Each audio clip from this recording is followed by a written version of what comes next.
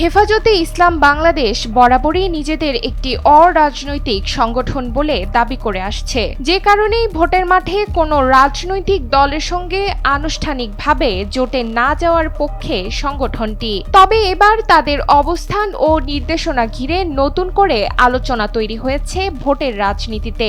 সংগঠনটির আমিরের বক্তব্য ও নির্দেশনায় বোঝা যাচ্ছে বিএনপির ভোট ব্যাংকেই যাবে হেফাজতের ভোট। জামাতকে কোনো ইসলামী দল মনে করে না হেফাজত। ইসলামের নামে ভোট চাওয়া হলেও জামাতের প্রার্থীকে ভোট দিতে নারাজ হেফাজতে ইসলাম অনুসারীরা। সংগঠনের আমিরের স্পষ্ট নির্দেশনা অনুযায়ী তারা ভোট দেবেন বলে জানিয়েছেন নেতাকর্মীরা। হেফাজতে ইসলাম বাংলাদেশের আমির আল্লামা মুহিবুল্লাহ বাবুনগরী প্রকাশ্যেই জামাতের প্রার্থীকে ভোট না দেওয়ার ঘোষণা দিয়েছেন।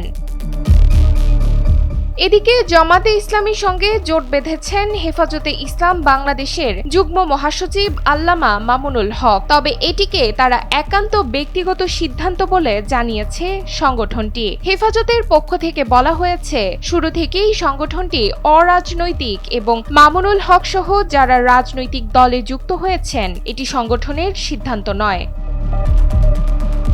হেফাজতে ইসলামের নেতাকর্মীরা জানান, হেফাজতের আমিরের নির্দেশনায় চূড়ান্ত। যারা সংগঠনের সিদ্ধান্তের বাইরে গিয়ে রাজনৈতিক জোটে যুক্ত হয়েছেন তাদের সঙ্গে হেফাজতের কোনো সাংগঠনিক সম্পর্ক নেই। আমিরের সিদ্ধান্ত ৯৯% নেতাকর্মী মেনে নিয়েছেন বলেও দাবি করেন তারা।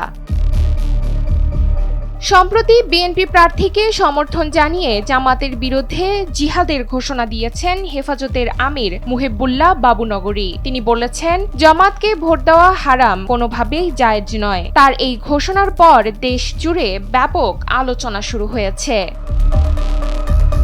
হেফাজতে ইসলামের যুগ্ম মহাসচিব ও মুখপাত্র আল্লামা আজিজুল হক ইসলামাবাদী জানান, হেফাজতে আমির সংগঠনের অবস্থান খুব পরিষ্কার করে দিয়েছেন। তার আদেশ সংগঠন ও কওমি শীর্ষ আলেমরা মেনে নিয়েছেন।